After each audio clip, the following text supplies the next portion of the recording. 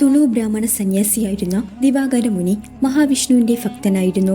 ദേവപ്രീതിക്കായി അദ്ദേഹം ധ്യാനത്തിലിരുന്നപ്പോൾ ഒരു കൊച്ചുകുട്ടി പ്രത്യക്ഷപ്പെടുകയും സന്യാസി പൂജിച്ചിരുന്ന സാലിഗ്രാമം എടുത്ത് വായിലിട്ടു. ഇതു കണ്ട സന്യാസി കുട്ടിയെ ശാസിച്ചു. ഉടനെ തന്നെ കുട്ടി തന്നെ വീണ്ടും കാണണമെങ്കിൽ അനന്തംകാട്ടിൽ വന്ന് അന്വേഷിക്കണമെന്ന് പറഞ്ഞ് ഓടിമറഞ്ഞു. കുട്ടി പോയ വഴിയെ അദ്ദേഹം യാത്ര ചെയ്ത് അനന്തംകാട്ടിലെത്തി. അവിടെ അദ്ദേഹം മഹാവിഷ്ണുവിന്റെ അനന്തശയനം കണ്ടു. ഉടനെ അദ്ദേഹം ചിരട്ടയിൽ ഉണ്ണിമാങ്ങകൾ നിവേദ്യമായി നൽകി.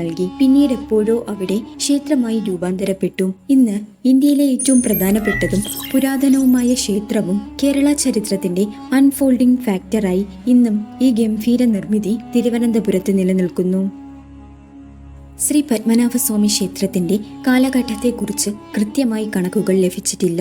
ശ്രീമദ് ഭാഗവതം അനുസരിച്ച് ഏകദേശം 5000 വർഷങ്ങൾക്ക് മുൻപ് ശ്രീകൃഷ്ണന്റെ സഹോദരൻ ബലരാമൻ ക്ഷേത്രത്തോട് ചേർന്നുള്ള കുളമായ പത്മതീർത്ഥത്തിൽ സ്നാനം ചെയ്തു എന്ന് പരാമർശിക്കുന്നു. അതിനാൽ ക്ഷേത്രത്തിന്റെ ഉത്ഭവം പുരാതന കാലം മുതലുള്ളതാണെന്നും ഏകദേശം 8000 വർഷങ്ങൾക്ക് മുമ്പ് നിർമ്മിച്ചതാണെന്നും ചരിത്രകാരന്മാർ അഭിപ്രായപ്പെടുന്നു. ക്ഷേത്രം പലതവണ നവീകരിക്കുകയും പുനരുദ്ധാരണം നടത്തുകയും ചെയ്തിരുന്നു. ഏകദേശം 8 മുതൽ 13 വരെയുള്ള നൂറ്റാണ്ടുകളിൽ, അതായത് മധ്യകാലഘട്ടത്തിൽ ക്ഷേത്രം വലിയ തോതിൽ നവീകരിക്കുകയും വികസിപ്പിക്കുകയും ചെയ്തിരുന്നു എന്ന് മതിലകം ശാസനങ്ങൾ സൂചിപ്പിക്കുന്നു. ക്ഷേത്ര പ്രവർത്തനങ്ങളെക്കുറിച്ച് ക്ഷേത്ര ചുറ്റുമതിലുകളിൽ കുത്തിവെച്ചിരുന്നു. അവയെ മതിലകം ശാസനങ്ങൾ എന്ന് പറയപ്പെടുന്നു. കാലക്രമേണ പല തെളിവുകളും നാശത്തിന് വിധേയമായി. എന്നിരുന്നാലും കോതവർമ്മ മാർത്താണ്ഡൻ ആദ്യമായി ക്ഷേത്രം നവീകരിച്ചതായും വീരരവിവർമ്മ ക്ഷേത്ര കോംപ്ലക്സ് വിപുലീകരിച്ചതായും രവിവർമ്മ ശ്രീകോവിൽ നവീകരിച്ചതായും പുരാതന എഴുത്തുരേഖകൾ പറയുന്നു. മതിലകം ശാസനത്തിൽ പരാമർശിച്ച ആദ്യ രാജാവാണ് ആദിത്യവർമ്മ. അദ്ദേഹം ക്ഷേത്രം നവീകരിച്ചു.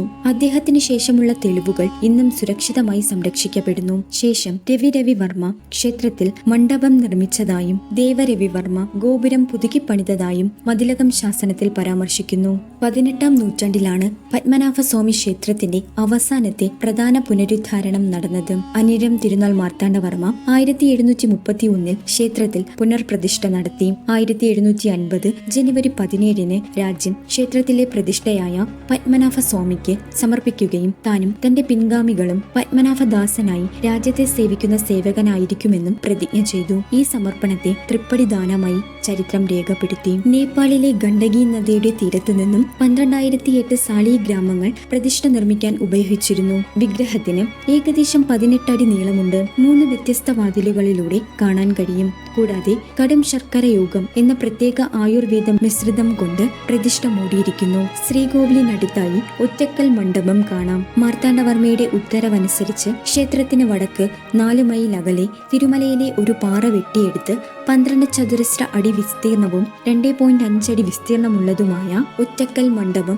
1731 ദേവന് മുന്നിൽ സമർപ്പിച്ചു. ക്ഷേത്രത്തിന്റെ മുൻപിൽ കാണുന്ന കവാടം 7 നിലയിൽ 30 മീറ്റർ ഉയരത്തിലും വള്ളത്തിന്റെ ആകൃതിയിലും ഗോപുരം കാണപ്പെടുന്നു. ക്ഷേത്രത്തിന്റെ ഉള്ളിൽ വലിയ തൂണുകളോടുകൂടിയ 2 മണ്ഡപങ്ങൾ കാണാം. അവയെ നരസിംഹ മണ്ഡപം, നവഗ്രഹ മണ്ഡപം എന്നിങ്ങനെ പറയപ്പെടുന്നു. ക്ഷേത്രം സങ്കീർണമായ കൊത്തുപണികളാൽ അലങ്കരിക്കപ്പെട്ടിരിക്കുന്നു. അവ പുരാണങ്ങളെയും ദൈനംദിന ജീവിതത്തെയും പ്രതിധ്വനിക്കുന്നു. ക്ഷേത്രകുളത്തിന്റെ ഏത് ഭാഗത്തു നിന്ന് നോക്കിയാലും ക്ഷേത്രഗോപുരത്തിന്റെ പ്രതിബിംബം കാണാൻ കഴിയും. കേരളത്തിന്റെ സമ്പന്നമായ സാംസ്കാരിക പൈതൃകത്തിന്റെ തെളിവാണ് ശ്രീ പത്മനാഭസ്വാമി ക്ഷേത്രത്തിന്റെ വാസ്തുവിദ്യ. ഇന്നും കേരളത്തിന്റെ ഐക്കോണിക് ലാൻഡ് മാർക്കായി നിലകൊള്ളുന്നു.